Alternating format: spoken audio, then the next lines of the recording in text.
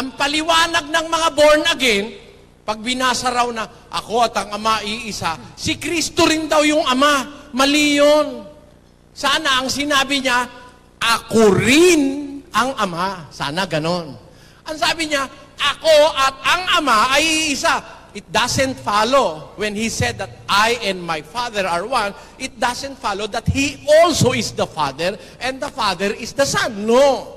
As the born-again movements claim that the Father is also Christ and Christ is also the Father. That is not true. It's not true. The person of the Son is different from the person of the Father. Why? Let us ask the Bible. John 1:18. Sa 1:18 ng Juan, ganito po ating mababasa. Walang taong nakakita kailanman sa Diyos. Sino nakakita? Ang bugtong na Diyos na nasa sinapupunan ng Ama